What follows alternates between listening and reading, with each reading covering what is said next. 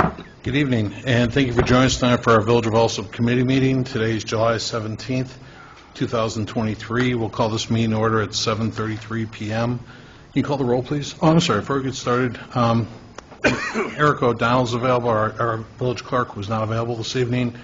Can I get a motion to approve having Eric O'Donnell be pro temp clerk for this evening? I'll make that motion. Can I get a second? Second. Thank you. All in favor? Aye. Thank you. Can you call the roll, please, Erica? Trustee Dizelle? Here. Trustee Juarez is absent. Trustee McGawhorn? Here. Trustee Murphy? Here. Trustee Nava-Esparza? Here. Trustee Peretta? Here. Mayor Ryan? Here. We have a quorum. Thank you. Please join us for the Pledge of Allegiance. I pledge allegiance to the flag of the United States of America and to the republic for which it stands, one nation, under God, indivisible, with liberty and justice for all. To start the meeting this evening, we're going to have our 2023 MFT, meaning our motor fuel tax, Rebuild Illinois Street Resurfacing Program. That includes, this year we selected for resurfacing is going to be Springfield Avenue from 115th Street to 117th Street, 116th Street from Pulaski to Springfield, 117th Street from Pulaski to Harding, Laverne Avenue in the cul-de-sac north of 116th Street has a dead end that goes up to 115th, 116th and Laverne to LaPorte Avenue. That's needs a lot of attention. And then 116th Street at the railroad tracks, at 116th Street to the railroad tracks near LaPorte as well. And then Lombard Lane from 123rd to 126th, 126th Street west past the firehouse to Kedvale, and then Lombard Avenue to 124th Place, and 124th Place again to Kedvale and Lombard. So it's that whole industrial park behind Firehouse Station 1 that we're looking at then too. So go ahead, Erica. All right, the first bid is from K5 Construction out of Westmont.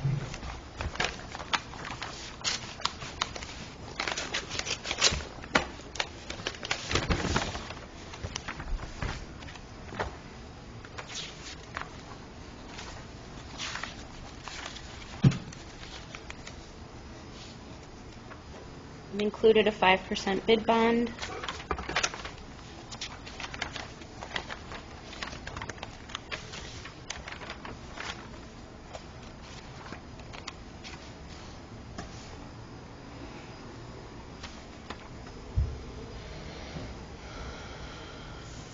Total proposal is $1,278,145.20.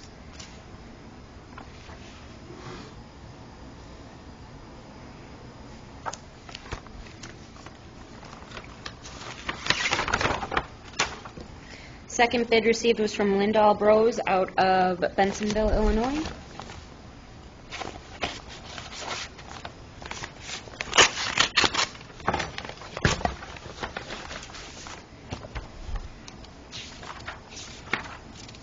They've also included 5% bid bond.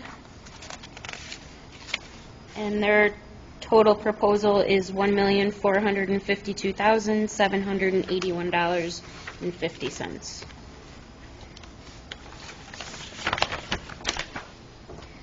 Third is from D Construction Inc. out of Coal City.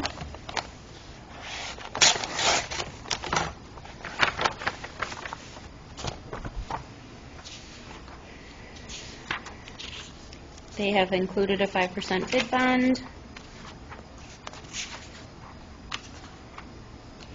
Their total proposal is $1,103,377.50.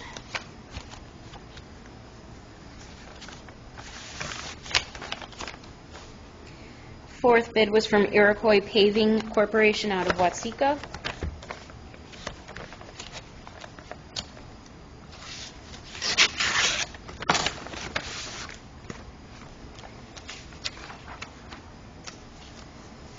They have also included a bid bond.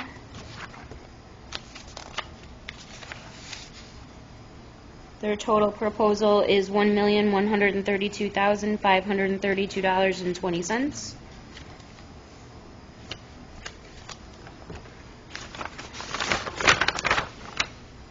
And the final bid was from Gallagher Asphalt out of Thornton, Illinois.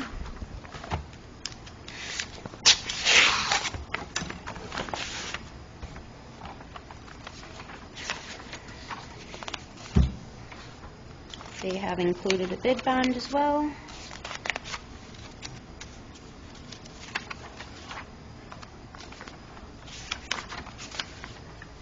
And their total bid is $1,310,667. And that concludes your bid opening. All right, thank you. We'll start with our officers' reports, starting with mine. Building commissioner just told me that to let the Planning and Zoning and Licenses Committee know that item number 2 on tonight's agenda, presentation by Deuce's Bar and Grill requesting approval for a beer garden, asked to have that pulled. Roger, they're going to come in another day. They had a family emergency of some type. He did have a family emergency. He is going to plan on attending the August committee meeting. They'll come in August instead. Okay, very good.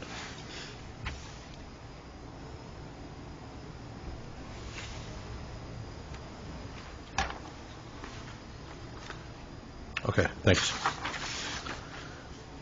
First on my agenda this evening was a request to approve a policy to support operations of the village, mandating all departments utilize a 3-part rider form that I put in your packets when submitting timesheets for payroll. Basically, upon approval, each department will have a form edited to meet the department's needs. I just used what I shared with everybody was a paper 3-part form that the police department uses for when somebody's going to be off sick, if there's any follow-up needs with physicians.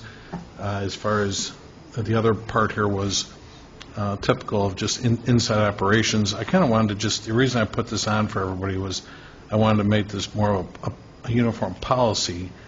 Chief Szynski with the fire department told me that he shared something today that, Chief, you got a new, you said it's not a new one, but you got a fillable form for the same difference? Yeah, we've been using a fillable form for our sick form for about 5-6 years now. When somebody calls in sick, they call into the shift commander, they fill out the fillable form, and it automatically gets sent out to myself, Deputy Chief Ricker, and right now Danielle, who tracks everything. So we do get a copy of it, and then it's also along the pass-along sheet. So, and then it's also in a LATAC. So we've been using that for, like I said, 5-6 years. It's been very good with us, and we just recently switched to a fillable form for overtime, which I believe I sent you a copy of also for tracking purposes. It's been a whole lot easier. It's like everything else. We try to get away from paper, and fillable forms. It's trackable. It's much neater, much cleaner. You can, when they complete it, you can send it wherever you want to send it. You can store it wherever you want to store it. Makes life a whole lot easier, and you don't need file cabinets full of paperwork anymore. Understood. My thing is that, obviously we ran into a few hiccups lately that, there was, some, when submitting overtime slips and so forth, some of them, I didn't see a fillable. I saw an electronic sheet. Right. But it was really... the fillables it's only in-house. Mm-hmm.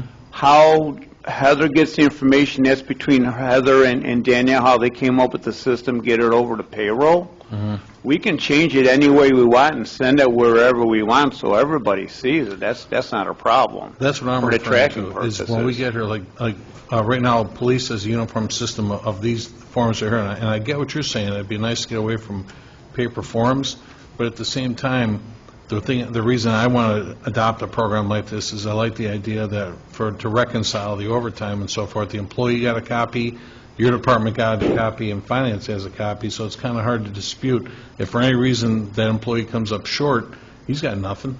Right. That person's got no paperwork on it. They have a copy of it. When they create the fillable form, they have a copy of it. They save a copy of it.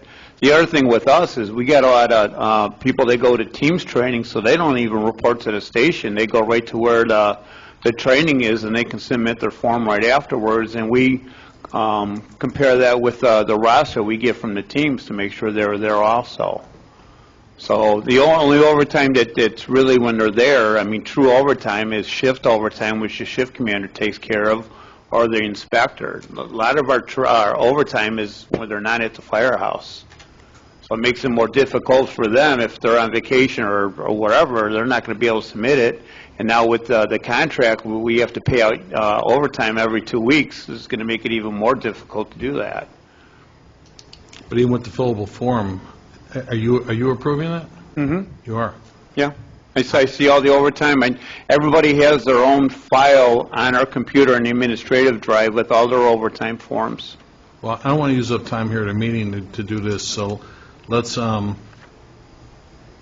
was hoping this would be a little more, let's just say simplistic to get through. Mm-hmm. But I want to meet with you tomorrow. And Okay, I yeah, want to that's see fine. exactly how that's being done, because you and I just saw a sheet that I was, Yeah, I'm not sure what you saw, because the one thing you mentioned on there was the one firefighter shows he was at Station 1 and not in Champaign. right. That's where he's assigned to. If like, I sent you a copy of the photo that's taken. If you click on his name, it shows that he was in Champaign.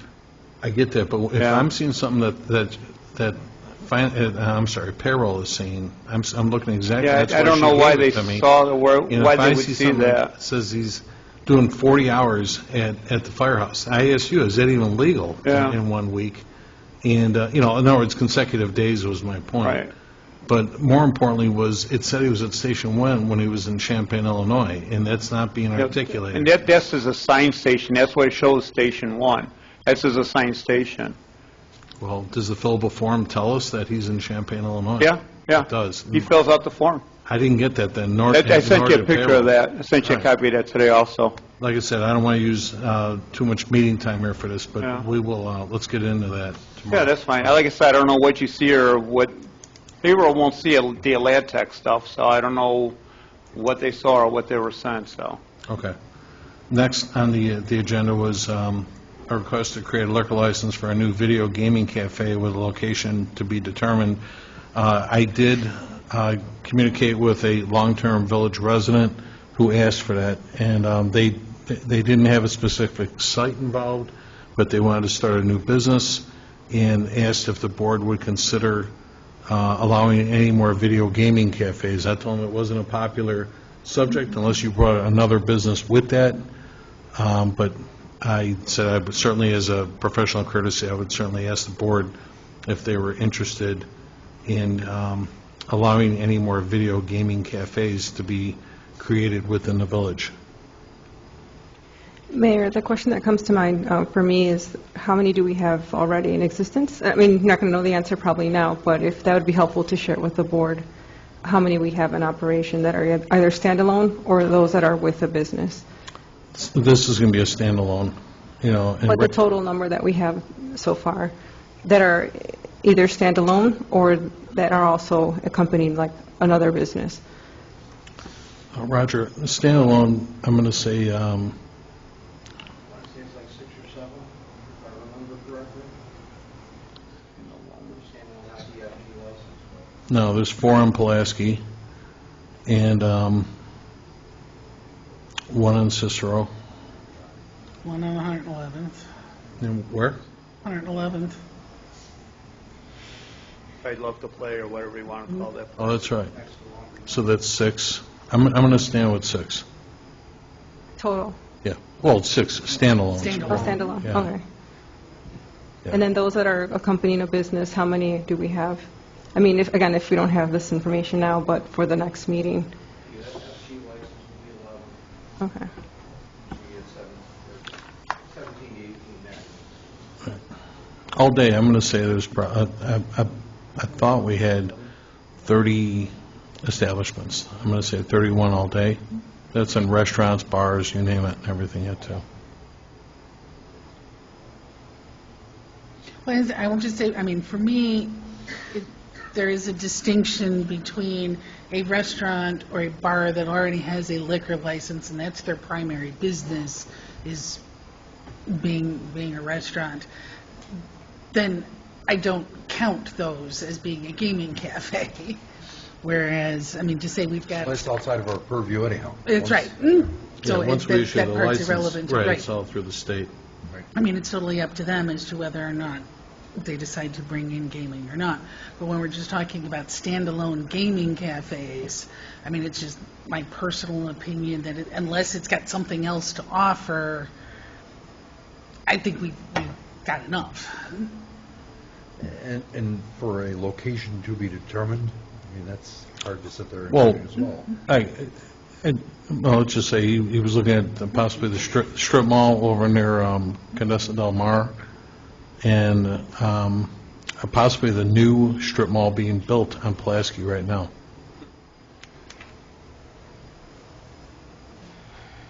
If we have 30-some, I think we're inundated. That's a lot. Right, Small- you're going to as have small as gaming we in are. the, you're going to have gaming in the new strip mall on Pulaski anyhow, right?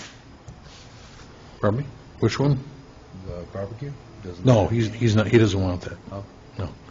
No, actually, the two new buildings that are going up right now, neither had any interest in gaming at their place, no.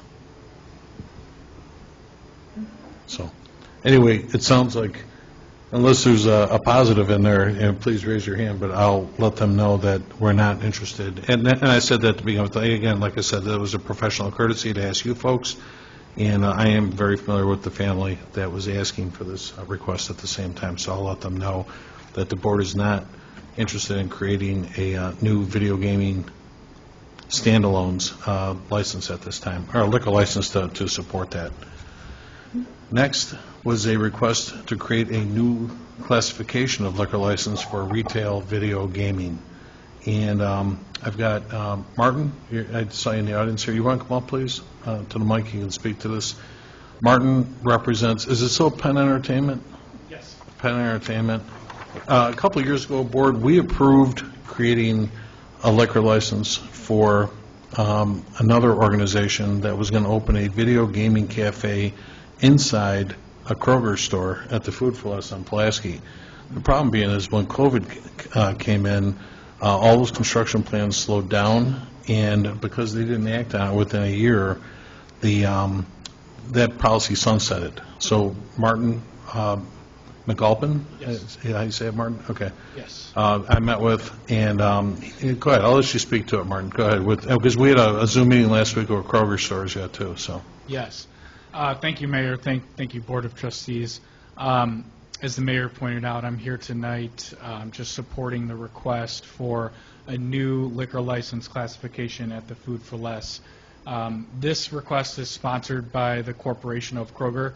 It's something that they're doing and attempting to do in some of their stores throughout the state of Illinois. And what we're asking for in this situation is a new liquor license, which would be a combined consumption license, to allow simply for us to pair our beer of the month that we do on the package side over at the Food for Less, and do it on the on-premise consumption side as well, and incorporate video gaming. As the Mayor pointed out, the previous request was not from our company and this partnership, that it stemmed from Prairie State Gaming, which is our company owned by Penn Entertainment and Kroger. This is a whole new request, and that's why we're in front of you here tonight. We're attempting to seek authorization to kind of continue this process and work together with the village to work with this request. And as the Mayor pointed out, it's an existing business here. It's been around for a long time, and we're looking to incorporate gaming in that location, as grocery stores serve a huge purpose all throughout the country and throughout the state, serving as essential business and communities. So that's why we're here tonight, and be happy to answer any questions. Was I vaguely remember this happening and passing it. Is it going to be in the same location in the store, in the front, in that storage area? We had initial discussions about having it in the old bank. That's the Is that what area. you're referring yeah, to? because now I Okay. think since they moved out, it's more storage. Yes. Is that right? Yes, that's correct. And The answer to that is that would be the ideal location, based on discussions I've had with Kroger, but we would be willing to put it wherever, the village staff would recommend. In our previous discussion, I think we did settle that the work's been done on that, as far as the previous request with the electrical and all that, so it would save us a lot of work, just to put it in that area. And this would be monitored independently from Kroger store as well, too? I believe so, yes. It'll be monitored with Kroger security, Kroger cameras. All locations in the state of Illinois have to have video cameras and alarms, so that will definitely be a part of it and be an important part of it. But yes, Kroger will have that on underlying security. Mm-hmm. How many games were you looking for?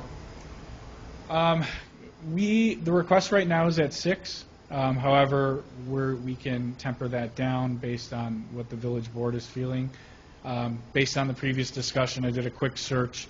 There's 26 locations in the village right now that as of the last IGV report. Overall? Yes. That includes gas stations, too? Yes. Okay. Thank you. You're welcome. Thanks. So, no, here, real quick, before you go, Martin, no, thank you for giving me my number and stuff, that's all, but no, I was going to say is, last time we did this, I explained to Martin, we actually did have, it was a tied vote, and the board majority did vote to approve allowing the same concept to take place. Because the previous operator didn't act on it, and within a year, that, like I said, that sunset, so Martin's back tonight making that same request, same concept. They're going to repurpose the bank area to accommodate the gaming too. But now, when it comes to possibly creating this new liquor license classification for a store like this yet too, what I'd like to do is, so that we don't open this up, all of a sudden somebody might have a smaller venue and call that a grocery store and stuff yet too. Much like we did when we had created the FG licenses for gas stations, we maintained a minimum of 800 square feet for retail. I mean, we don't want people to give up what they do for a living. That's why those businesses were there. So, I mean, with this new classification, I'd like to, and certainly I have to, this won't be an overnighter, but I want to create a license that at least maintains a particular square foot that is representative of our grocery stores. So right now, Alsip's fortunate to have 4 grocery stores in town. We got 2 Aldis, a Jewel, and a Food for Less. And again, these are popular concepts with beer of the months and whatnot. I know Kroger, when we had them on the phone the other day, they don't want to speak for the other stores, but Kroger owns Mariano's rather, and so forth too. So this is a popular concept. And again, I want to model something of a typical grocery store, if we allow this to happen then too. Board, do you have any questions on this right now? I had the same reservation as I did before. They don't talk about the additional staffing of any people, and then their plan was before to have their current employees, who are already busy with other tasks, monitor via, I assume, security cameras. But because they have to be segregated from everything else, it's not in-person monitoring. Mm-hmm. So, people get busy with their duties and tasks, and it's pretty simple to sit there and miss a video screen. And Martin, that's why I was bringing that up to your attention, because we actually just recently allowed created a new liquor license for actually a popular hotel. They felt that would increase their business and so forth, and they are designating a person to monitor that room. And I know in some people's eyes you think, and actually I'm pretty impressed with the allocation of personnel. I shop at Food for Less all the time, but it's unfortunately when they had to close their Oak Forest branch, I think they incurred all their help, and all of a sudden they got a ton of help over there. And when I was there, the place looks better, it's cleaner, and I like it's operating well.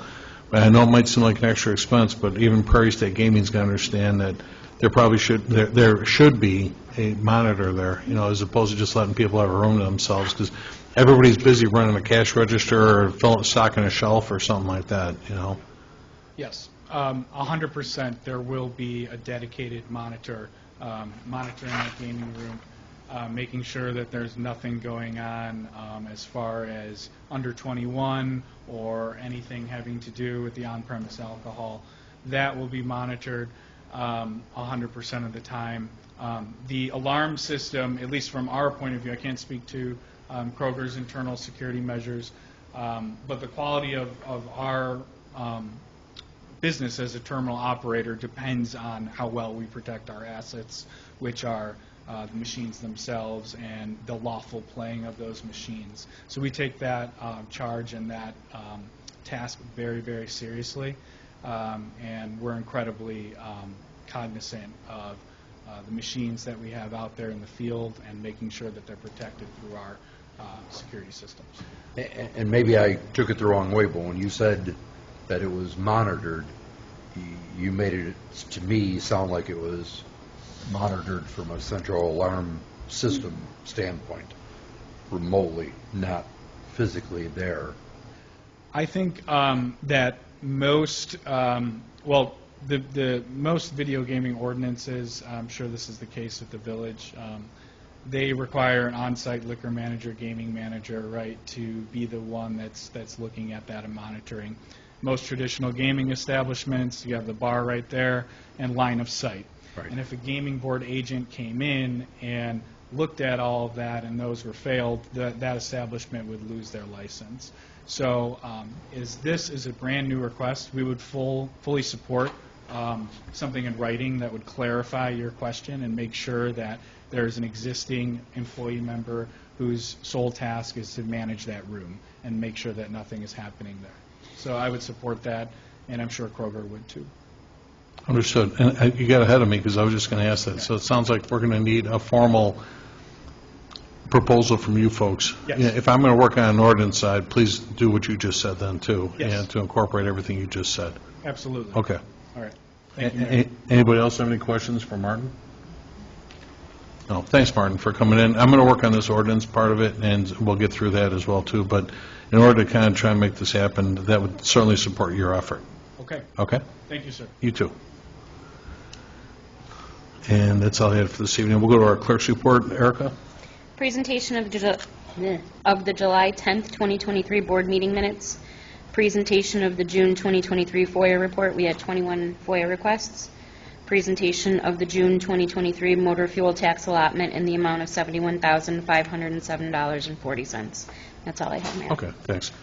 We don't need an attorney this evening, and our engineer was excused. I did see today, just so everybody knows, we're going to start replacing the water mains on 115th Place from Cullen to Joalis, and the crew was out there today, well marked and so forth.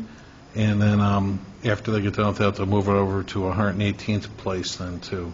So looking forward for that work to get started. Yeah, they had a big crew out there today, Tom. That's your block, right, Chief?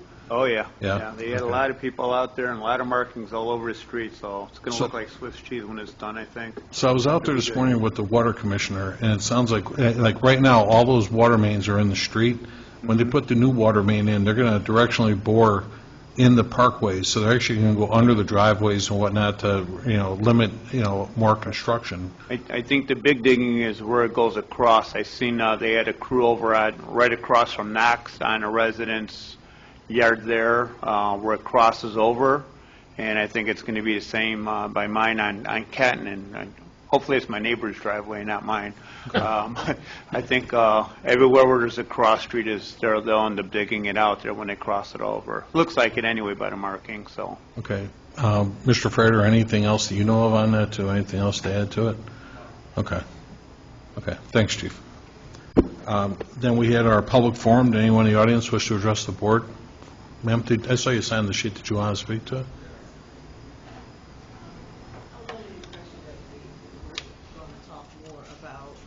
Daycare center on the port.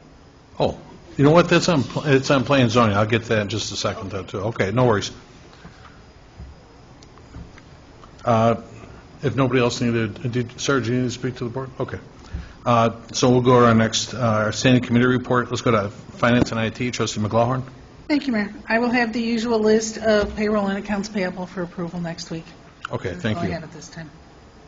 Fire committee report. Trustee Murphy. I have a request for approval to hire 2 part-time fire inspectors at $22 per hour to conduct annual fire inspections. Inspectors can work up to a determined amount of hours per week.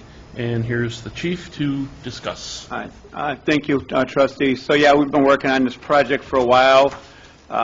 We've had less of our firefighters doing the inspections for a lot of different reasons. Part of it's overtime, part of it's personal reasons. A couple of them dropped. We have one firefighter who's off on injury right now, is one of our more stable inspectors. So this year's been really low on inspectors. So I asked for to hire 2 part-time civilian inspectors to fill in the gaps on the days when there's nobody signed up to do inspections. Both myself and the mayor and Attorney Kankar met with union representation, and they were good with it, realizing that we don't have a lot of options at this point. My original suggestion was making it $22 an hour. I did some research over the last couple weeks, and the going rate right now for other departments that are doing the same thing is about $25 an hour. And again, there's no guarantee we're going to get anybody, but I think we need to be competitive and bring that up to the 25. My recommendation is up to 16 hours a week. That's 2 full days, 8-hour days, if they need to. But in the packet, I do have the advertisement from, where was this one from? One is from Tri-State, and I forget what the other one was from.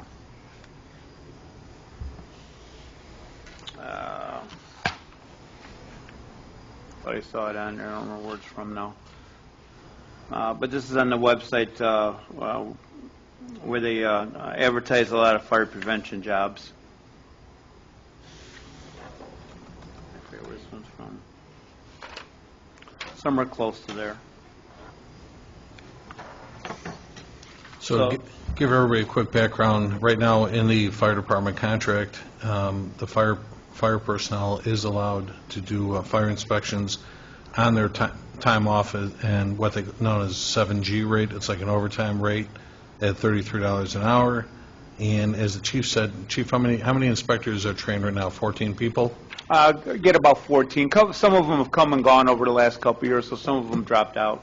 And again, they're allowed to, because they don't do this on shift, they are allowed to do it on their time, per se, and as overtime. And unfortunately, right now, the schedule only demonstrates that maybe 5 people are doing inspections right now, Chief. Yeah, 5 to 7. Hit or miss. Some of them will skip a month because of other things going on, and they'll pick up another month. And so people come and go throughout the months. So based on what you determine as the goal every month, where are you at? You at 50%, 80%? Where are you at? Probably about 60 to 70% most of the time. And we have some slow months now. The summer times are slow months because everybody's on vacation. Completed? We have overtime going around because I have 3 people off right now. So it's a combination of things. And that's what our problem's been for the last 2 years, is the amount of overtime because of people off. So you're 60% done or behind schedule? Oh, no, I'm sorry. We're probably about 35% done right now, and we should be about 50 to 60%. That's my point. Yeah. So you're actually over 60% Yeah. behind schedule. Yeah. Okay. And we got apartments coming up starting August, August. and those are constantly every day. So with our village attorney present, I did ask the union to if they were willing to relinquish that, and they would not. So, again, it's not necessarily an issue of collective bargaining at this time. It's a simple request from the chief. If the board is willing to hire part-time people to make up the difference, to try and get the volume of inspections back up where they need to be. Otherwise, should the board wish to table this action and not take any action now, do anything with it this time, then we can go back and have a union, a collective bargaining agreement discussion then, too. And keep in mind, we have probably close to 900 businesses we have to inspect every year, plus 450 apartment buildings. It's a lot. Right. Chief, I do have, like we all do, we all have friends in different fields of work. I was at a barbecue for 4th of July talking to a couple firemen from different towns. They do like different classifications, like a Class A, Class B, Class C. And when I read up with even like state fire marshal rules, we're not obligated to inspect schools. The state fire marshal is. Correct. But we do inspect the schools. The state fire marshal would prefer that the authority having jurisdiction inspect the schools and submit a report to the state fire marshal's office. Yeah. No, I had a couple guys, they were just telling me they put that on the marshal's office and stuff, too, to do that. So, again, I'm not trying to take away from anything that our guys do. You're trying to look out for the interests of the business community, but at the same time... And we only got 6 schools, so it's not like we got a lot of schools to inspect. Right. Compared to everything else we have to inspect. So we met probably 3 weeks ago, Board, to talk about this, myself, the chief, and our village attorney, and that's where we're at. It's just a simple request at this time. If the board does not wish, we're not going to vote on anything tonight, but if the board does not wish to pursue this, then I probably have to go back to the agreement again then, too. And I don't know what else we're going to do here. There's not a lot of options. Right. And anybody that's inspector also has to be certified by the state fire marshal office as an inspector. Right. So we would pay for all that training. No. We wouldn't. No, we would hire somebody that's already an inspector. So we would pay for it. No, we would hire the part-time people that are already certified as inspectors. We have firefighters that we send to school now that want to. I have one new one this year. If any of our firefighters want to go to school, we'll send them to school. But anybody we're hiring part-time has to be certified already coming in. And also keep in mind, we also do we do bill for inspections. So it's not like we're adding on to another cost. Mayor, did the union bring up anything to say like an alternative plan from them at all? No. They're out of ideas also. So you can't just hold a gun to somebody's head and say you're going to do inspections? Nope. It's voluntary. 7G is voluntary. That's what I was getting at. That's why I repeated that. So we're not going to take any action on this right now, but we want to, obviously, that's the purpose of a committee meeting, is to let the board know what's going on, and the public as well, too. Go ahead, trustee, with the rest. Next, I have a request to purchase a 2023 Seagrave Model TB70CA Marauder pumper fire truck. The original RFB contracted price on November 1st, 2021 was $688,716. The manufacturer has increased that price as of May 1st, 2023 by $103,307. And this price amendment represents a final cost of $792,023. Seagrave has offered a response to the Village of Alsip's request to honor the original contract price, where the village may select item A or B or item B to be included with the apparatus purchase. And the attached information is not in the packet. Does anybody recall what A and B was? So a couple of weeks ago, we had another Zoom call. That was the mayor, myself, trustee Parada, attorney Kankar, the CEO of Seagrave, as well as the service manager and our sales rep. So a lot of good discussion. One of the couple other suggestions that came out of that was brought up was extending payments. So out of the $103,000, half of it would be paid out in next budget year. The other half would be the following budget year. We would have, I believe it's a voucher of $20,000 for parts Any supplies that any of our vehicles would need now, we could get directly from Seagrave on a voucher. So if we take it for service and they have to order parts, they can order directly from Seagrave, and the voucher would cover that. So it'd be an additional $20,000.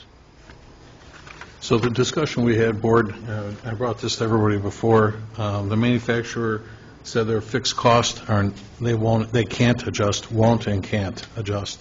So we're faced with the increase of $103,000 plus, and Trustee Pareto was on part of the discussion yet too, and I was basically trying to qualify what would be in our best interest to use as a negotiating tool from this organization. And like I said, we kind of will. Having someone tell you that, hey, we're going to discount your next apparatus is kind of like, hey, we're all familiar with that, phrase. You put one price tag on it. I'd like to think I can trust you, but do I know you're not adding just to take it off the top again then, too? Which is like what's happening now. Well, this was basically what I brought this back to was more of a discussion, as the chief just said, is if they increase this cost above and beyond what we approved back in November of '21 at $689,000, they're willing to let us take that next $103,000 and spread that out over 2 years, so we can pay half of it in this fiscal year 24. Next year. 24 and 25. Yes. Next 2 years. Right, so it's, call it 58,000 one year and 58 the year after. When would we get the unit? Tom, I'm sorry, what was that? when do we get our unit? See, Between November and December of this year. We're still on target for November right now. And keep in mind right now that if you order a brand-new apparatus today, you're looking at 3.5, 4 years away. so we're going to delay the 50% to next year when we receive the equipment anyhow. How much a gift Or is is that? that November, December this year? Yeah, No, it will be delivered this year. Right. And we're only on the hook for what the original price was. November, December. No. Starting the next fiscal year, after May 1st would be the first, whatever the 50% of the overage would be. The following May 1st would be the second 50%. So we'd be paying $53,000 this year, along with our final... No. No, we'd pay After May 1st of 600,000 24. this year. 24. The original price is You're going 600. calendar year, Chief, I'm sorry. No, Yeah. fiscal year. Our fiscal year starts May 1st. So May 1st of 2024 would be the first half of that, 103. May 1st of 2025 would be the second half. I get it, but we're in fiscal year '24 right now. Yeah, we have it billed for this year. Okay. The original engine was supposed to be built this year and billed for this fiscal year up till next April 30th, yes. Right, but we're not talking about fiscal '26, it's '24 and '25. Right. Okay, so half But is... what we told them, our fiscal year is the next 2 fiscal years. They're spreading it out. Okay, This fiscal year, we're paying for the original price. Next fiscal year, we're paying half to 50, whatever the 103 is. The following fiscal year would be the second half. That's what I'm saying. Yes. So instead of 25 and 24, 26. 25, it's Yeah. 25, 26, Yeah. correct? Okay, Yeah, all right. yeah. And I tell you, for what the conversation is, and I'm at meetings all the time. I was at a legislative dinner a few weeks ago, and for what it's worth, I sat at a table with like 6 other mayors. Everybody's doing the same thing. Yes. This is nothing new, and they're all ballpark price. They're all paying close to what we are. And I will tell you right now that any new contract with any apparatus has a clause that you absorb the costs that go up, because again, they can only predict so far in the future. They can't predict what it's going to be in 4 years.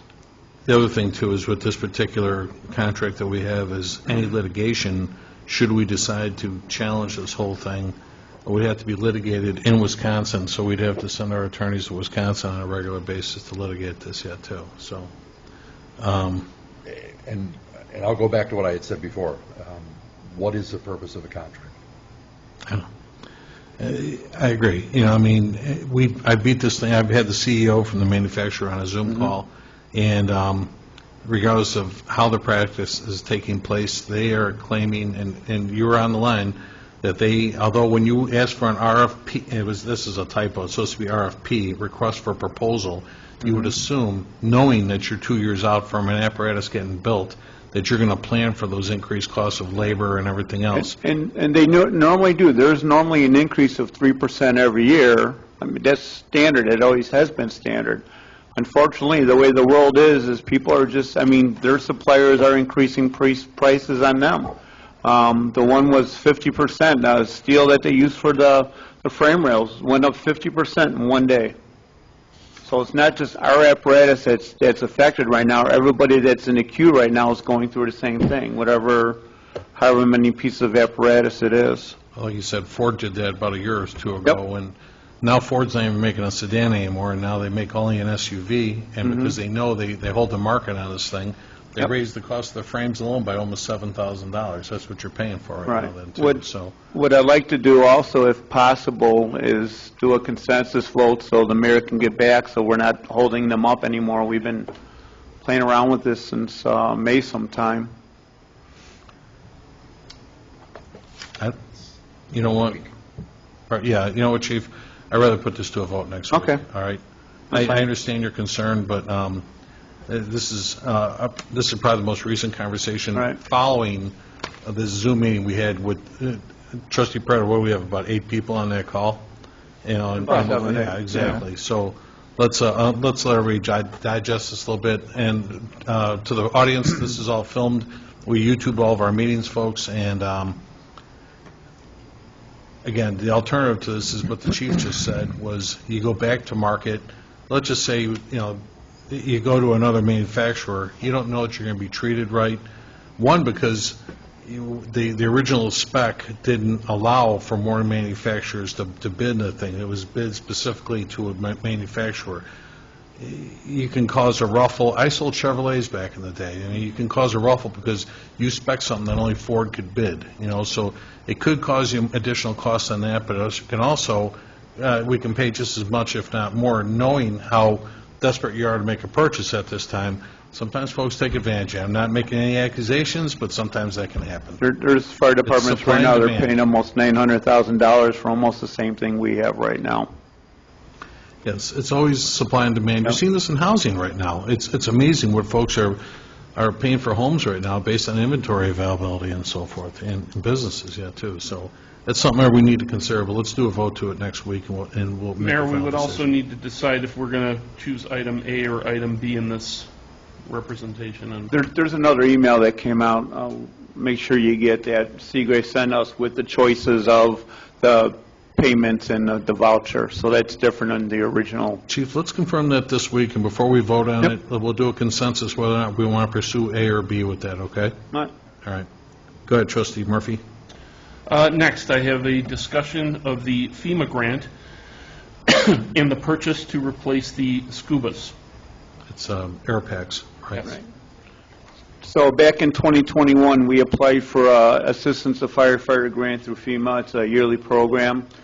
We did a regional grant with the Garden Homes Fire District, which is right next to us. They're in dire need of new SCBA units. Ours are coming up in less than a year and a half, so it was time to start applying for a grant so we didn't have to pay out of our pocket.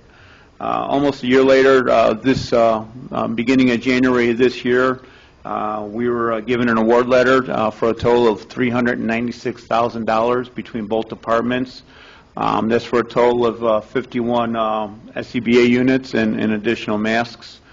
The matching is $36,000 between us. We're requesting 31 air packs. Garden Homes is requesting 20, so we pay a little bit more of the share going back because just the amount of air packs that we have. In your packet, I included the award letter that was from FEMA as well as the quote from MES to replace our current SCBA units with the same manufacturer. So ours the total is $273,000. It is slightly above what FEMA was giving us. Again, just like everything else, material goes up. So I did speak to Maria and I did speak to the mayor, so that's why this year in this year's budget, we're switching the capital plan to go from radios to next year and SCBA this year. It's only over at about $15,000. About $23,000 of it is our matching, which is 10%, and then the rest of it is the overage. So the total is $273,000. They're about 6 months out. I'm going to move next week to have a vote so we can order them. So I want to take questions today, and then I'll be doing the same for Garden Homes. So on the regional grant, we are the host. So what will happen is we order all the SCBA units. When they come in, we request federal money from FEMA to offset the cost. And then the difference with Garden Homes is we bill Garden Homes directly for their differences between the matching and what their overage is. So.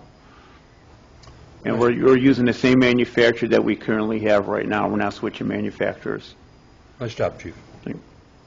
Any questions? I know there's big discussions always about bidding and everything else. MES is the only regional one that sells Scott for the state of Illinois as well as the other one. So just like the monitors, it's by region. It's not we can solicit 3 different companies to give us Scott. MES is our regional rep for that. So you're, again, this is product specifics, Chief? Product specific. You can't really go to RFP because correct. Scott's got the market on this in the Illinois area? For MES does for Scott, yes. Yes, we want to keep the same manufacturer. Otherwise, it's a huge training nightmare if we look at somebody else's. Everybody's trained with Scott, and everybody knows Scott. Okay. And it's in our department. That's what we currently use is Scott. Okay. And Chief, what line was that on the budget? That will come out of the grant on the upcoming one. Should have been included, and I can't say what's happened in the past. But it should have been included in this past year because we did apply for the grant during the last fiscal year, and it should have been put in capital improvement. Whether it was or wasn't, I can't say. No, it's I was there. told it was. Okay. It's under capital needs, and what the Chief's saying is instead of pursuing new radios at this time, we're going to go with the for the AirTags overage, instead. yes. Right. Okay. So that's why, even in my, I know my budget's not up, but for the upcoming budget, it'll show that $400,000 in grant this year. Keep in mind that 360 of it is reimbursed by the federal government, so I know we have to show what our total expense is. So it's going to be kind of skewed a little bit. Great. Thank you. Mm-hmm. Did anybody have any other questions on that? And keep in mind, again, our fire departments are driven by standard NFPA standards, so our cylinders are after 15 years, you can't reuse our cylinders. So, and then, 15 years, it's 3 revisions of the standard as well. So we'll have the newest standard. And we'll be good for 15 more years, so which is well after I retire, so. Maybe. And next we have the discussion about creating a bid spec for a replacement ladder truck to replace the current 2002 ladder truck. All right. I know I talked about this a couple months ago. Our ladder truck is a 2002. We had the ladder replaced back in, I think, 2017, 2018. Bought us a few more years. It was originally put in for 20 years. We were able to extend it to almost 25 years. We just had our ladder inspected. It has to be inspected every year. There's 2 inspections. There's a yearly and there's a 5-year. In the copy of the inspection report on the second page, during the 5-year, they found out that our torque box, and I'll explain what a torque box is in a second, started to show a lot of wear and tear, rusting going on there. That means that over the next couple of years, it's not going to be able to be recertified. So we got our lifespan out of this, out of the truck. So the torque box is a tube that goes directly through the middle of the truck. Everything that's hydraulic, anything that's related to the ladder is attached to this torque box. The torque box has to be separate from the frame and the suspension system. So that's what the torque box. It's made out of steel. It's attached to the rails. Showing signs of a lot of deterioration right now. Truck's been in for maintenance a lot over the last couple of years. It's costing us a lot of money. It's actually out of service right now with 3 different things, including a seal and the rear end with it. So it's been out since a week. It's probably going to be another $4,000 or $5,000. We just keep nickel and diming this. I said before is it's time to replace it. The shell shock or the ticket shock I told you before is you're looking at around $2 million. That's just the way it is right now. That's what the cost of it is. If we had a small residential community, I would say, you know what, we don't need a ladder truck, but we don't. We are primarily a commercial and industrial and about 40% residential with a lot of apartment buildings. We also abide by ISO, which is our insurance rating. We need to replace a ladder truck. It's time to replace a ladder truck. Like I said in my last meeting, I understand with everything that's going on, it has to be more of a generic spec. It can't be specialized like we did before, which is not a big deal. Talking to Fire Chief of Tinley Park a couple weeks ago, they just ordered a brand new 100-foot ladder truck without a pump and without a water tank, $1.8 million. 2 months ago, I attended the Illinois Fire Chiefs Conference, and there was a tower ladder, brand new tower ladder from McCook, $2.3 million. So that's the pricing of it nowadays. It's not going to go down. It's just going to keep going up and up.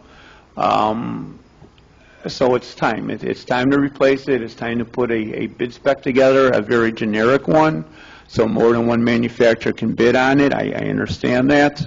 But the price is going to be very close regardless who the manufacturer is. And like I said, they're about 3.5, 4 years out. So if we order one right now, you won't see it for at least 3 years.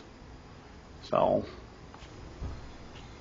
Do you know off the top of your head, Chief, I saw it when I was looking up some records last week, even on installment payments, when you bought that 2002, how long did you have to pay on that thing?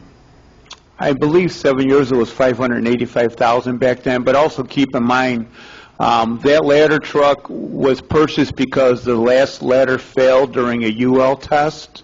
So the insurance paid for several $100,000.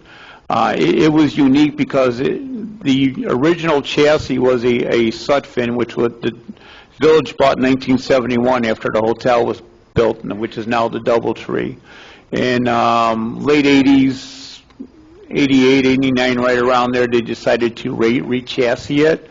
The only manufacturer that bid on it was American LaFrance, so it was a Sutphin chassis with the American LaFrance body and ladder. So when it failed, they didn't know really how to price the reimbursement. So I believe the village was reimbursed about $200,000 for that. So the overall cost of the village was about, we'll say, $400 at the tops. So again, it's not as much of a hit as it is now. So. Well, we had a budget meeting before tonight's meeting, and fortunately, we've only got 2 bonds that we're paying on right now. We don't have any installment payments on anything. We've been blessed to be able to pay for equipment as we purchase. Absolutely. That's not going to be one of them, that's for sure. No. And I do have a grant in. I did apply for an AFG grant. Out of the AFG grant money, they only allow about 25% of its vehicles. They only allow 300 vehicles, roughly. And that's for the entire United States of fire departments putting in for vehicles. And their maximum for a ladder truck is only $1 million. So even if we got a grant, we're still going to be paying around $1 million. If we got the grant, it's a slim chance with vehicles. It's a luck of the draw. I'm just saying it comes back to some serious budgeting again. Yet. Absolutely. And unless we come into some kind of windfall, we're going the other direction. Yep. So I mean, we got to do something. We got to bid and just understand it's going to cost some money to do that. It's very important to have our ladder truck. Like I said, it's because of ISO we have to have it. Our ladder truck's over 20 years old. NFPA recommends 20 years lifespan. Unless you want to put a lot of money into it, it's not worth putting that kind of money into the ladder truck that's 2002 at this point. We spent a lot of money on the ladder, and we got our 5 or 6, actually almost 7 years out of it by now. So we've been very fortunate. Board, what I'd like to see happen, I know we had a lot of discussion a few weeks ago about the pumper truck and the fact that we, while the chief favored a particular manufacturer, I understand that, like you want to keep your familiarity and your let's just say your likeliness for a particular product. But I think my suggestion is before we delve into speccing this truck out. I think we need, what I'd like to see is at least a committee on board with this one. Yeah, it's not every day you buy a $2 million apparatus, and rather than putting all that on your office, I'd like to see at least 3 of the trustees participate. I'll certainly be involved too, but 3 of the trustees be involved in something like that, so that you have an apparatus committee to evaluate and decide, do we stay with that particular manufacturer? They can get out, we need to compare numbers and see where we're at with all this kind of thing yet too, because otherwise we're going to back ourselves right into a corner where we're going to be that laid-down customer that's going to pay whatever. Like I say, you make it a generic, more generic than they have to do with the engine. And you got to remember, the difference is we only have one ladder truck, so we're more flexible, where all of our engines, we want them laid out the same, so no matter which engine you go to, everything's the same. So it's a little bit different. I mean, it's no different than the mini squad. I mean, we only have one mini squad, so we were very generic with that bid and that spec. And ladder trucks can have to be the same way, especially in today's age. Sometimes, but like the other thing too is, let's just say, for instance, if you were working in Alsip one day and you went to Tinley Park tomorrow, I don't know how different, that apparatus is going to be. I mean, they're all different, right? Well, I get it, but I'm saying nothing's perfect, and there's, probably 20 manufacturers out there yet too. So, it's just a matter of, at the end of the day, we're not bargain basement shopping. We want the right equipment to do the work and all that kind of thing too. But let's watch what column we put ourselves in. Right. Are we buying, are we overpaying? Are we buying something we don't have to? I mean, I'm a Chevy guy. I mean, and some people like Buick. Some people like foreign cars. Keep in mind, as much everybody thinks Seagrave is the Cadillac of the fire apparatus, it is not.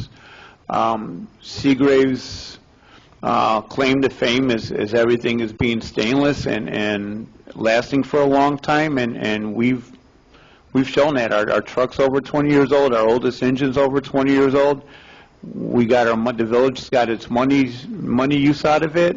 You can go with other manufacturers. You're going to pay a less on some of them, but you're also going to be replacing them sooner than the 20 years. And I know one department that's not too far north from here, they replace an engine every 10 years now, even at $900,000. Mm-hmm. Because they know they're not going to last 20 years. If you break it down, I mean, you get your money's worth out of 20 years. Understood. I have no problem with moving forward with the bid spec. I appreciate the chief opening that up to make it more generic, and hopefully we'll get a bunch of people offering the bids. But I would like to see some statistics on how often that vehicle is used. I think at last meeting, I believe I had it back in, I think, May or so, but I'll be more than happy to give that to you, as well as the equipment that makes it unique also for our village. Right. Because my other consideration here is that if you're pulling the ladder out of service now because of the inspection, and we're not going to, if we put this thing out to bid, we award the bid, they build it, we're not going to see it for 3 years. Mm-hmm. How is it that we can work for 3 years without a ladder, but it's a mandatory piece of equipment? Yeah, with the gentleman who does the testing, we're very close with them also to try to get it limped along to what we need to make it last that long.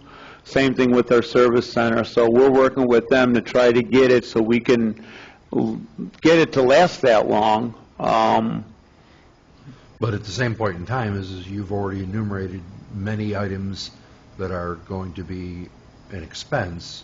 Yeah, we're gonna keep nickel and diming it. Right. Right. Well, we're trying to say avoid nickels that. and dimes, but I'll bet you they ain't nickels and dimes. Oh no, they're a lot bigger than nickels and dimes. Yeah.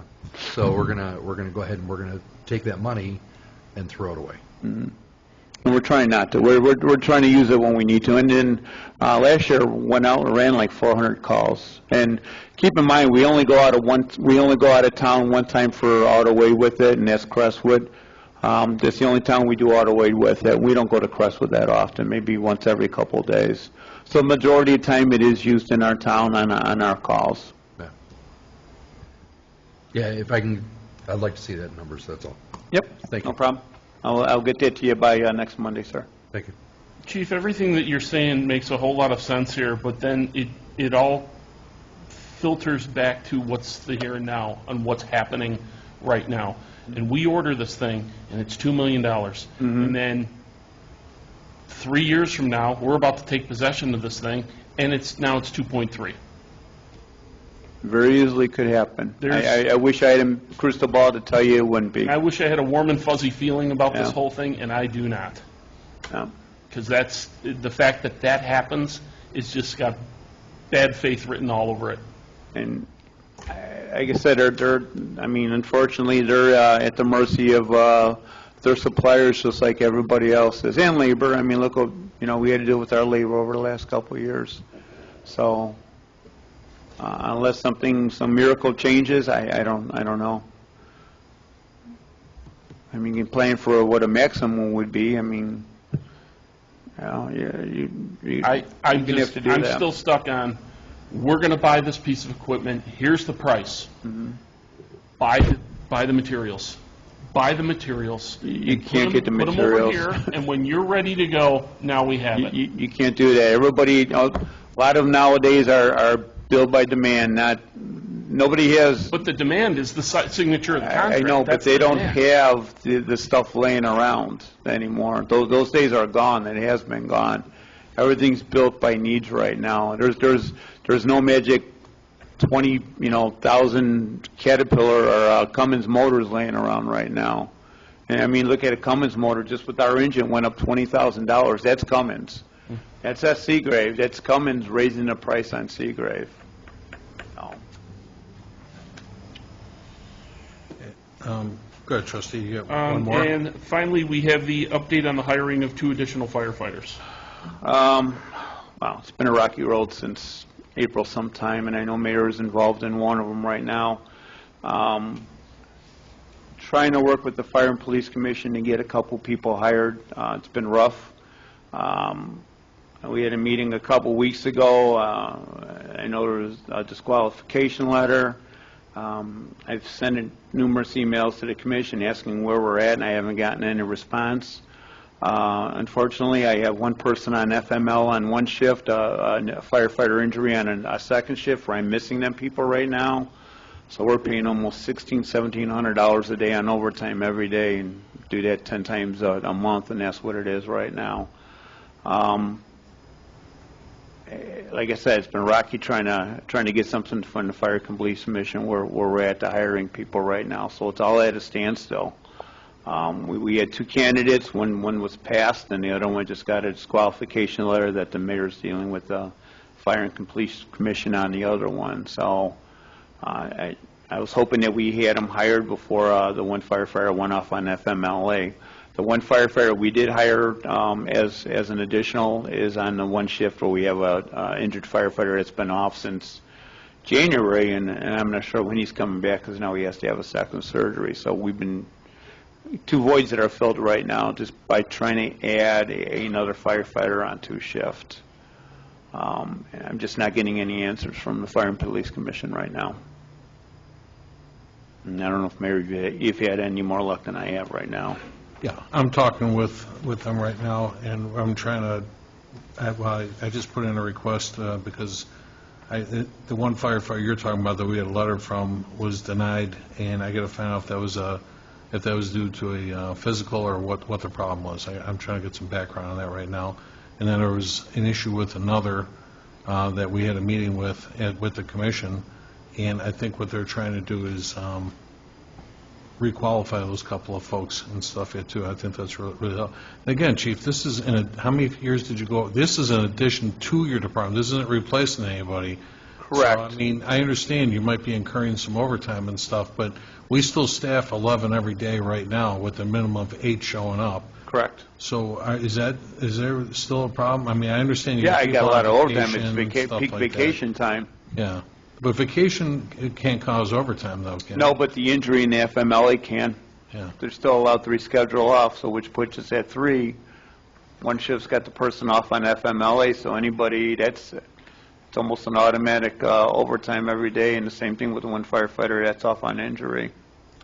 Right. Well, this is in addition to, we'll try and get them Right. on board as soon as possible, but I'll be communicating the rest of this week with you, because I want to wrap that up, too. All right. Thank you, Mayor. Appreciate it. And that's all I have, Mayor. That's All right, enough. thank you. Police and Traffic Safety, Trustee Dalzell. Have the presentation of the June 2023 monthly Police Department activity report. Also, I have the request to promote Sergeant Curtis Rainey to the rank of lieutenant, and the request to promote Officer Hector Puente to the rank of sergeant. And that's all I have, Mayor. Deputy Chief Schultz, we had a budget meeting earlier. We didn't quite get to the police yet, but I was talking about the Police and Fire Commission budget and allocating for monies for testing and so forth then too. Actually, I can ask both chiefs. Do we anticipate any testing this year from either of your departments? As of the hiring of our next 3, we would be up to staff. Though I could foresee us doing a test before the end of this fiscal year due to the fact that we'll be losing, due to retirement, 2 people before next December. I believe we have a sergeant going out in September. 8 weeks later, we have another sergeant that is also retiring before the in the September to December timeframe the next year. So we don't need retirements in this fiscal year. It's next fiscal year. We need to plan for 2 retirements. 3. 3? That's fine. But just I didn't see anything in this fiscal year This fiscal year to the next upcoming May, as long as no one leaves, will be staffed. Okay. You're going to have a sergeant's promotion test in August, right? Yeah, we're supposed to, yes. Okay. Or actually, it's September, I believe. Okay, September, that's fine. So that's the only, but now you're saying you may need a test at the end of this The fiscal year or problem next? is every police department is basically fighting over the same 200 candidates. So though we still have this list, it looks like we're going to hire the top 3, we'll still have approximately 10 or 11 people still on the list. By the time we get around to them, they're most likely not going to be there. It would also be my recommendation to, if we know someone is leaving in September, probably put them into the January academy so you can replace as people leave, or you're going to be back in the same boat we were a year ago. Because you're looking over, after going into the next fiscal year, 24, 25, you're losing 3 supervisors, someone out of command staff. Then the end of that year, you're going to lose another person out of command staff. The following year, you're going to have 5 more retirees. So you're not going to be able to wait till they come off the books to replace them, because then suddenly you're going to find yourself 7 people down, 7 to 9 people down inside of 2 years. All right. So if that is something we're going to talk to you later this year about, possibly getting people out of the academy and off FTO as people are leaving, so you're not really shorting the street, you're going to have to test, because I don't foresee it, candidate 4 through 7 still being here. They're going to be picked up by someone else. Can you do me a favor then tomorrow, Chief, or in the next few days? Please send me an email saying how much money you think the Police and Fire Commission is going to need to host those tests, and however many tests that you need. Well, the problem is it depends on how they want to do the test. If they let a third party do the entire test, which means it'd be written in oral, it'd be one price, or lately they've been doing their own oral interviews, so that knocks off the price. All right. So it depends on how they want to do stuff, to be honest with you. I'm just asking for anything that helps me with my budget, because we're going to approve that by I can next week. ballpark you. That's fine. That's Worst fine. case scenario. Yeah. How about That's you? not a whole bunch of money. I think we're better off just having the Fire and Police Commission put in for tests for both departments, just to... Oh, that's fine. I'm just double checking with you folks. I had 25,000, I think, appropriated right now, so hopefully that was enough. But That should be close. yeah. Okay. Same thing with us. I mean, we have a list with 10 or 11 people on. We're hiring 2. If we pass 2, or we're down to 7 at this point. We have 4 people that are going to be retiring next spring. So we would try to get them all new people all ready to go. So when they leave, we can just fill them right away. So we'll probably end up doing a test in the springtime also for the same reason. Understood. Chief, you didn't have anybody on your retirement budget, but you will next year. Next year, yeah, Gotcha. All next right. fiscal year, be 4 people. Okay. All right. No, thanks, gentlemen. Okay.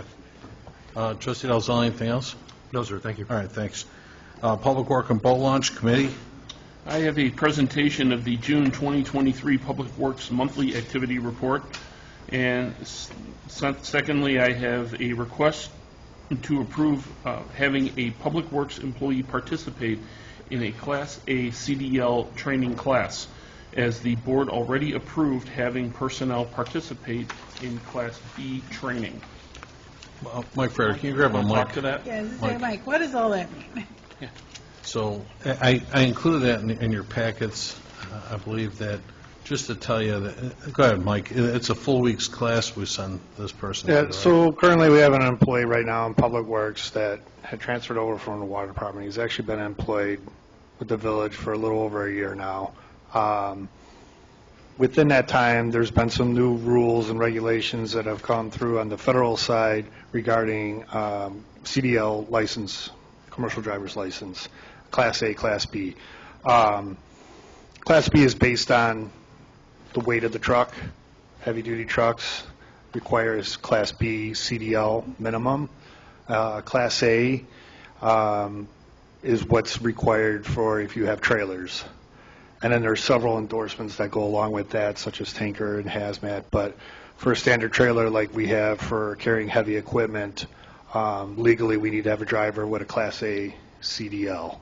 I currently have one employee right now that has a Class A CDL. So I'd like to put this employee through the training in the classroom instruction and behind the wheel instruction for a Class A.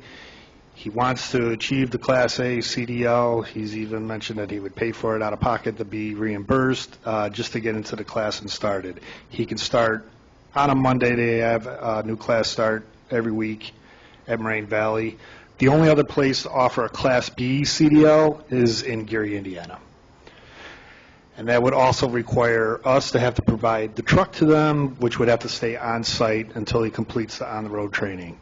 Over at the Moraine Valley course, everything's provided with that fee. So again, as an expenditure to the board, you folks are tasked with approving expenditures. I wanted to bring it to you. I mean, I know we agreed, typically it used to be, and just for the benefit of the public, even applying for one of these jobs, you had to come in with a CDL license. We had a hard time doing it at the rate of pay that we were offering. So to make the job more appealing and to try and attract more people to take these jobs, we agreed to absorb the cost of a CDL training to get the license. This goes a little bit of a step beyond, plus the hours that you need to apply at the same time for your employee. Correct. So, Mike, overall is what, 40 hours? Is that what I read in here? Yeah, it's over 40 hours. It's 40 hours just for the classroom. It's an 8-week process, including orientation and all that kind of thing. Right. So he's actually gone for 8 weeks. Approximately, yeah. I mean, gone. He's not even here, right? Yeah. Correct. Right. So Mike's going to lose this person for almost 2 months to do this, and as opposed to with the Class B right now, it takes how long? It'd be about the same amount of time, But it doesn't require the trailer training. Right. But almost the same amount of time. Both are 8-week training classes? Correct. All right. So anyway, board, we're not going to vote on this evening, but I wanted to bring it to everybody's attention so there's no sticker shock. And again, like Mike said, of his whole crew, only one guy is officially trained to pull trailers right now. Yeah. And if for any reason he's not here that day, then what? Right. And if this employee decided to leave for different employment or something like that, then he would be required to pay back all the training. Right. Yeah, we have an On agreement with CDL. everybody that does that. I'm glad you mentioned that, because, yeah, that was going to be my Yeah, we question. do have that. What is it, Mike, 2-3 years? Something like that? I believe up to 2 years. 2 years, yeah. And you have to pay it back. So, Where's the downside? Other than you're going to lose a guy for 2 months. Yeah, Not costing us any, I mean, we're insured, basically, right? correct, right. Am I missing something?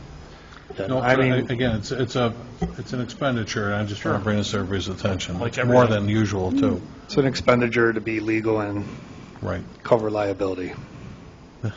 No worries. Thanks, Mike. Anything else, trustee? No, that's all I have, sir. Okay. We'll go to sewer and water. Trustee Nava-Esparza. Thank you, Mayor. I have the presentation of the June 2023 Water Department Monthly Activity Report, and that's all I have. real quick, so I can put this to rest, Trustee Navas-Esparza, I appreciate your input and that of your committee. I heard from your whole, who's, Trustee Murphy, you're on water, right? I don't have my list in front of me here. No, I'm not. But I reached out to your committee members, Yes, you are. and I am. anyway, but we had a question from a resident when we replaced water mains over on Cadvale Street. Yeah, Karloff Street, I apologize, 119th and Karloff. And one resident was, didn't like the idea that when we made let's say, for instance, we put in a whole new water main, but then when we went to connect to the person's house, part of, like, let's just say 25% of their driveway had to be cut for us to access the piping. It was remediated appropriately, like, it was put back professionally and everything else. That happened to a couple other homes on the same block. Resident is demanding a whole new apron on his driveway. I remember that discussion. But we typically, the village does not have a policy of replacing aprons on every single driveway. We remediate what we touched, and that was the end of it. So I did reach out to everyone on the water committee, and they agreed to follow past practice, which is we remediate what we touch, unless we had it into part of a contract and whatnot. And just for our own edification here, like today, I went down 115th Place where we're putting in these new water mains. There's 51 driveways on that block. Probably the concrete ones look great, but all the asphalt ones, like this one I'm talking about, they're shot. Really, they're not in the greatest. Asphalt doesn't hold up as well as concrete. So are we opening up Pandora's box, by, you say yes to one person, you need to be consistent, so I just want to know from the board, does anyone wish to challenge that rule before I make this phone call to one person? But certainly, if it involved more, we would certainly finish more. But everyone was uniform to say that they wanted to stay with, with what we do now. There's nothing in our books that compels us to replace the entire apron. We remediate what we need. Anyone have any opinion on that? I would say that if redoing it was a shoddy job, and we looked at it and went, oh, come on, then there'd be an exception. But to replace the whole apron, it was worn considerably before we got there, and we had a professional contractor who's a certified 150 contractor, Union 150 person that did the work, and it was done professionally. It looks great. But again, 75% of the driveway doesn't look as good as the spot we worked on, that kind of thing, too. Yeah, Mayor, I would say continuous past practice. I looked at the driveway myself, and just like you said, the 25% that was done is professionally done. It looks great, but apparently he's upset because the rest of his 75% doesn't look as good as the 25% that was done. Right. But like you said, it opens up a Pandora's box, and then everybody else is going to say, what about me? You guys didn't do that for me. So I would suggest continuing on as past practice. Water Commissioner Triben felt the same way. So, all right. I wanted to just bring that up at a meeting just so everybody was uniform in that mindset. Next, we had Building and Health, Trustee Peretta. No report this evening, Mayor. All right, thank you. Human Resource and Insurance, Trustee Murphy. I have a discussion and a request if the village should advertise a RFP for liability insurance that's scheduled for renewal on December 1st, 2023. And if I recall, like anything else, everything is going up. I think we owe it to the taxpayers to stay on top of this and go out to RFP. As the last time, I believe our liability insurance rates went up $250,000. And it doesn't hurt to keep honest people honest. I think we should take a good hard look at this and see if there's a better rate out there.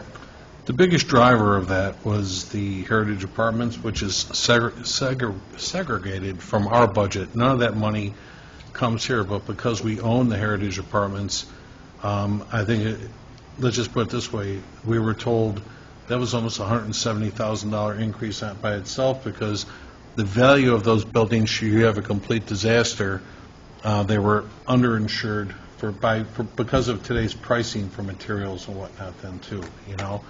And while we don't really profit from those properties, it would be somewhat irresponsible to not demonstrate that you care about the buildings that are there and the people that reside there and so forth, to not insure those better.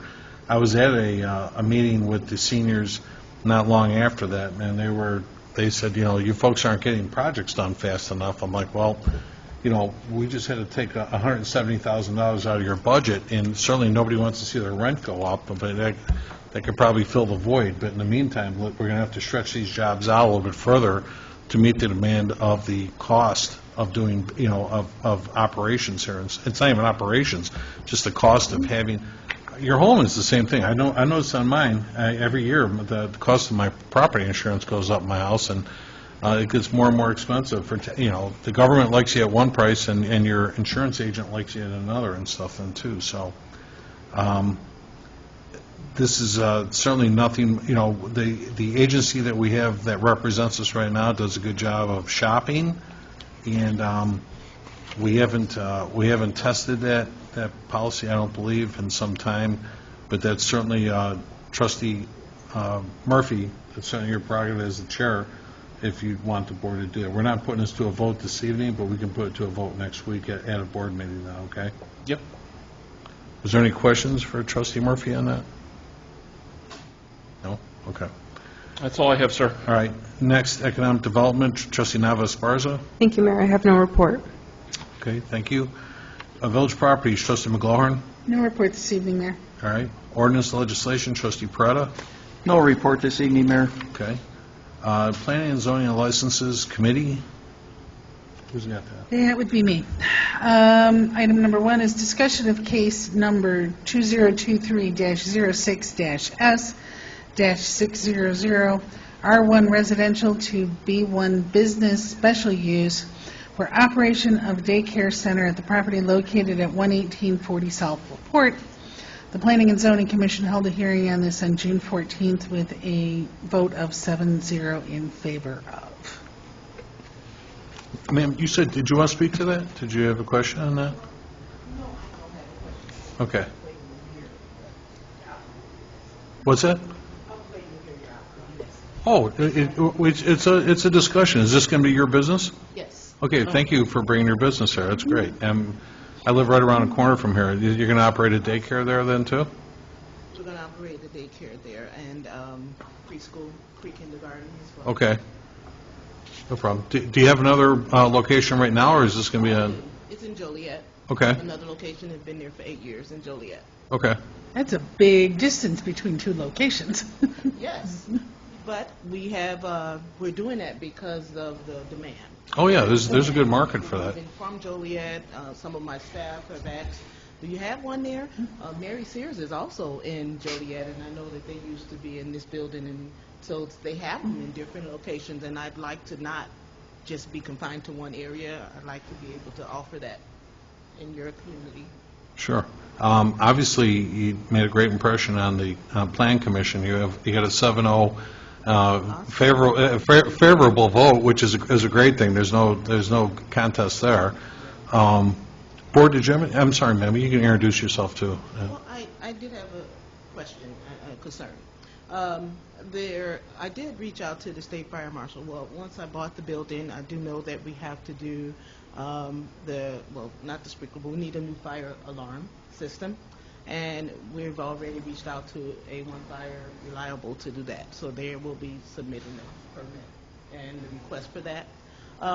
However, the sprinkler system, it is something that my other daycare does not have to have. And so I did call the state fire marshal to see why I now need a sprinkler system. So the code, the state fire marshal code for the current one is saying that we are an exemption because we are not 2 stories, and we have exits that are 100 feet from the exit. So it is a rule for all daycares and schools. Some schools are exempted based on the standalone building, if the square footage or the exits are 100 feet from every classroom. So I did talk to him about that, and he said, because I don't have to have one in Joliet because I have the same type of building. So I said, well, can you make that clear? And he said, well, every city can go above and beyond. So my question was, is it something, because I did get the notice from Mr. Early that it is a state fire marshal requirement, but it is not. There, I meet the minimum standards. It is up to you all if I have to have the state, the sprinkler system, which would cost quite a bit. Well, the building commissioner is here, so I can let him answer to it. Really? But we do have a sprinkler ordinance that was adopted back in 2008, and I wasn't prepared for this question, so I don't have all my book with me, but Roger, if you can explain. Doesn't that primarily apply, though, to remodeling and new construction? It does, but That is correct. Since this is an As of existing 2020, building. the state fire marshal made it mandatory for all daycares to be fully sprinklered.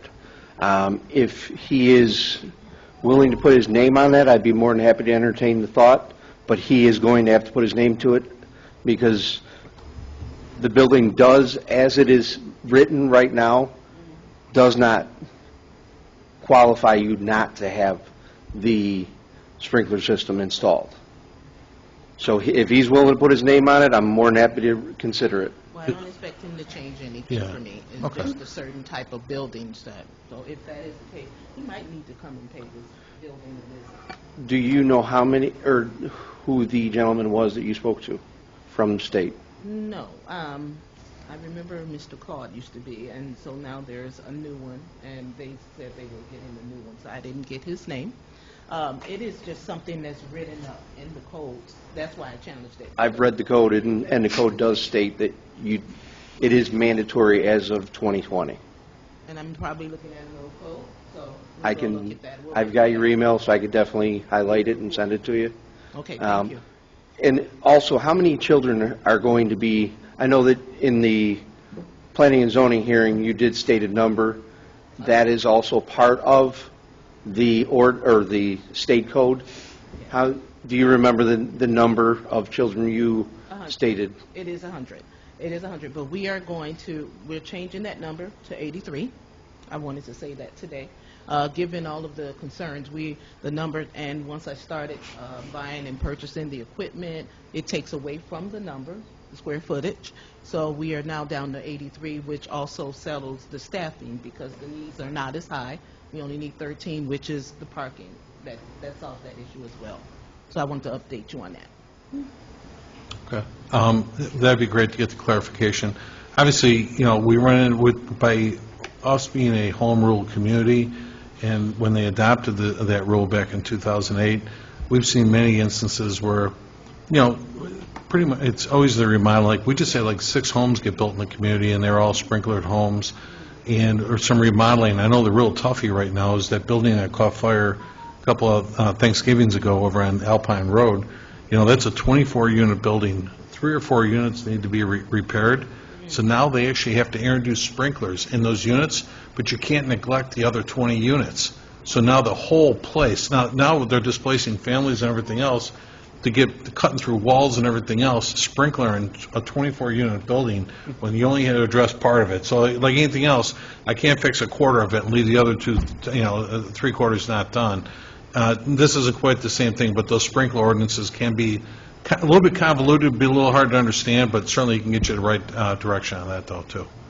Okay, but no, I mean, as long as you're in compliance with that, I don't see a problem with this getting approved and so forth then, too. I don't want to speak for the board, but a 7.0 rating from the Plan Commission is always a positive sign and stuff then, too, okay? Yeah, no worries. Go ahead, trustee, the rest of your report? Yes, I also have a presentation of a list of licenses dated July 10th, 2023 through July 14th of 2023. All right, thank you. And Anybody have we any? said we're skipping number 2 for today. Exactly. Yeah, we pulled that. Anyone have any presentations or petitions or communications they want to share? I just had one, Mayor. A couple of residents have reached out to me regarding fences, and I know I just sent you an email today, Roger. So yes, you do need to pull a permit, just so that's... Yes, you do. Okay. So yes, you do need to pull a permit for any fencing that you plan to remove or put up and so forth. So I think those are some of the common questions that are just coming my way about fences. Do I need a permit? And then also the Plata survey would also need to be submitted as well. That is correct. Okay. And I'm not sure on the website, I did take a glance, but I'm not sure if there's like a FAQ or like just a one-pager that maybe we can post just if people have questions. It's on the website, but we do have basically a 2-page for fences. Okay. And then, so if they have any questions, so please contact the village. And that's all I had. Okay. Anyone have any unfinished business? Lisa, while we're asking Roger questions, do you have any insight on what's going on at 116th Place and, what is it, Joalis, Knox, that area? The one house with the, yes. Yes. We talk about it off camera. Okay. Mayor, I had one. There's a local business, 2 of them, that are hosting a tax seminar. It's presented by Mickelson, Kelly, and Kipp, and Lakeshore Financial Group. It's going to be held at the Country House Restaurant on August 1st, 2023 at 6 p.m. Dinner will be served, and you could learn about the income-related Medicare adjusted amounts. You can learn also about if you are subject to taxes and retirement, how will your Social Security number be erased, and how to avoid increased costs and penalties. And you could go on, they have additional information over at the Country House Restaurant, and again, this will take place at 6 p.m. on August 1st. That's all I have. Thank you. Any new business for anybody? All right, thank you. Can I get a motion to adjourn? So moved. Second. All in favor? Aye.